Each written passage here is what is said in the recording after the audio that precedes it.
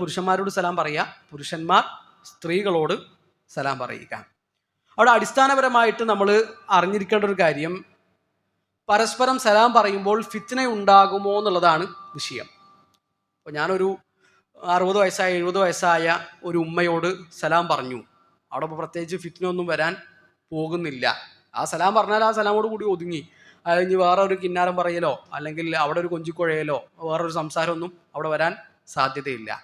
എന്നാൽ ഒരു 18 വയസ്സായ 20 വയസ്സായ ഒരു പെൺകുട്ടിയോടാണ്, ഒരു ചെറുപ്പക്കാരിയോടാണ് സലാം പറയുന്നതെങ്കിൽ ചിലപ്പോൾ അത് സലാമിൽ ഒതുങ്ങാൻ സാധ്യതയില്ല. അപ്പോൾ അവിടെ ഒരു ഫിത്ന ഉണ്ടാവാൻ സാധ്യത ഉണ്ടെങ്കിൽ എന്ത് ചെയ്യാൻ പറ്റൂല, സലാം പറയുന്നത് ഒഴിവാക്കുകയാണ് വേണ്ടത്. എന്നാൽ ഫിത്ന ഒന്നും ഉണ്ടാവില്ല നമുക്ക് ഉറപ്പുണ്ടെങ്കിൽ എന്ത് ചെയ്യാം, സലാം പറയുകയും ചെയ്യാം.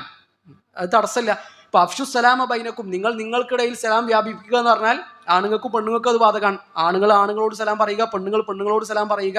അതുപോലെ തന്നെ അന്യരല്ലാത്ത ആളുകൾ എന്ത് ചെയ്യുക, പരസ്പരം സലാം പറയുക എന്നൊക്കെ ഇതിൽ പെട്ടു. ഇനി ഫിത്ന ഉണ്ടാവൂല എങ്കിൽ പരസ്പരം അന്യരായ ആളുകൾക്ക് എന്ത് ചെയ്യാം, സലാം പറയാം. അതിലെന്തില്ല, തടസ്സമില്ല എന്നാണ് വിഷയം.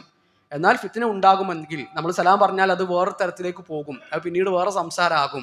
അങ്ങനത്തെ വിഷയങ്ങൾ ഉണ്ട് എങ്കിൽ അവിടെ ഒഴിവാക്കുകയുമാണ് വേണ്ടത്. ഇമാം മാലിക് റഹ്മത്തുള്ളാഹി തആലയോട് ഒരാൾ ചോദിക്കുന്നുണ്ട്, ഒരു പെണ്ണിനോട് എനിക്ക് സലാം പറയാൻ പറ്റുമോ?